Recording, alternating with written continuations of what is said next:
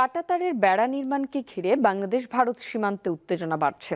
গত সপ্তাহ জুড়ে আলোচনায় চাঁপাইনবাবগঞ্জের বিনোদপুর, লালমনিরহাটের দহগ্রাম ও মহেশপুর উপজেলার মাটিলা সীমান্তের কোদলা নদী এলাকা ও ঠাকুরগাঁওয়ের রত্নাই সীমান্তের শূন্য রেখায় ভারতীয় সীমান্তরক্ষী বাহিনীর কাঁটাতারের বেড়া দেয়াকে কেন্দ্র করে বিজিবি বিএসএফ এর মধ্যে উত্তেজনা তৈরি হয়।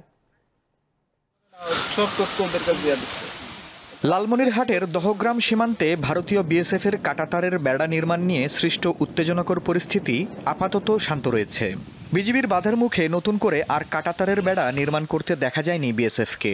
গেল শুক্রবার পাটগ্রাম উপজেলার দহগ্রাম সীমান্তের শূন্যরেখায় আচমকাই আন্তর্জাতিক আইন অমান্য করে কাঁটাতারের বেড়া দেয় বিএসএফ। পরে বিজিবির প্রবল বাধার মুখে বন্ধ রাখে সেই কাজ।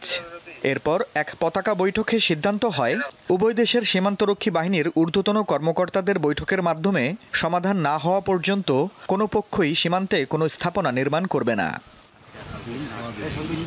সাতক্ষীরার লক্ষ্মীদাড়ি সীমান্তে এক কৃষকের সীমান্ত সংলগ্ন জমি চাষে বিএসএফের বাধা দেওয়াকে কেন্দ্র করে রবিবার বিজিবি বিএসএফ পতাকা বৈঠক অনুষ্ঠিত হয়। সাতক্ষীরা ৩৩ ব্যাটালিয়ন জানায় উভয় দেশের সার্ভেয়ারদের নিয়ে জমি মাপা হবে। মাপা শেষ না হওয়া পর্যন্ত কোনো পক্ষই শূন্যরেখা এলাকায় কোনো কাজ করবে না।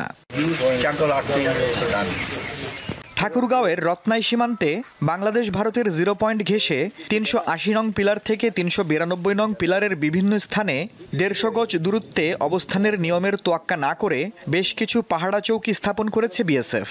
বিজিবি জানায়, চলমান পরিস্থিতি ঘিরে প্রতিটি বিওপিতে সদস্য সংখ্যা বৃদ্ধি ও পেট্রোলিং বাড়ানো হয়েছে।